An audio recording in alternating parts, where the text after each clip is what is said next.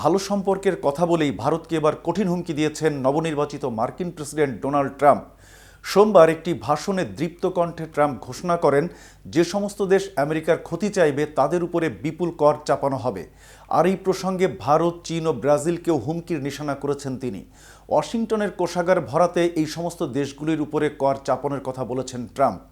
ভারতের উপর কি তবে ঝুলছে করের খাড়া? নিজের বক্তব্যে এ ব্যাপারে আর কি বলেছেন মার্কিন প্রেসিডেন্ট?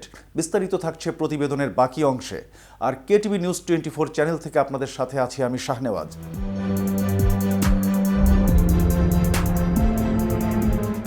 সোমবার ভারতের প্রধানমন্ত্রী নরেন্দ্র মোদীর সঙ্গে ফোনে কথা বলেছেন ট্রাম্প। এরপর মঙ্গলবার দলীয় এক অনুষ্ঠানে শুল্ক ইস্যুতে এসব কথা শোনা যায় মার্কিন প্রেসিডেন্টের মুখে। ফ্লোরিডায় দলের এক সমাবেশে যোগ দিয়েছিলেন রিপাবলিকান এই নেতা। সেখানে বক্তৃতা দিতে গিয়ে ট্রাম্প স্পষ্ট জানিয়ে দেন, দ্বিতীয় দফায় প্রেসিডেন্ট হিসেবে তার মূল লক্ষ্য আমেরিকা ফার্স্ট, অর্থাৎ দেশের স্বার্থই সবচেয়ে গুরুত্বপূর্ণ। ট্রাম্প বলেন, বাইরের দেশের উপরে আমরা কর চাপাতে চাইছি, আর যে সমস্ত বাইরের দেশের মানুষ আমাদের ক্ষতি করতে চাইছেন তাদের উপর সবার আগে কর চাপানো হবে। তারা আমাদের ক্ষতি চাইছেন ঠিকই, কিন্তু আদপে তারা তাদের দেশের ভালো চাইছেন। অন্যরা কি করছে একবার দেখুন।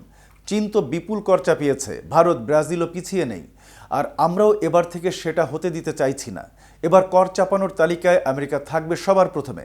ডোনাল্ড ট্রাম্প সর্বসমক্ষে জানিয়েছেন যে এমন একটি ব্যবস্থা তিনি করবেন যাতে সমস্ত টাকা এসে জড়ো হয় মার্কিনী কোষাগারে, আর আমেরিকা আবার বিশ্বের অন্যতম ধনী রাষ্ট্রে পরিণত হয়। ট্রাম্প জানিয়েছেন যে এবার সেই সিস্টেমে ফেরার সময় যা তাদের আরও ধনী করে তুলবে। ট্রাম্প বলেন, আপনি যদি কর দিতে না চান তাহলে আমেরিকায় আপনার কারখানা স্থাপন করতে হবে। পরবর্তী খুব কম সময়ের মধ্যে আমরা অনেক বেশি প্ল্যান্ট তৈরি করতে যাচ্ছি, যা আগে কেউ কল্পনা করেনি। সেখানে থাকবে ইনসেন্টিভ, কোনো কর দিতে হবে না তাদের। এর আগে ট্রাম্প বলেছেন, যদি ব্রিক্স দেশগুলি মার্কিন ডলারের পরিবর্তে অন্য কোনো মুদ্রায় লেনদেনের পদক্ষেপ নেয় তাহলে মুশকিল হবে।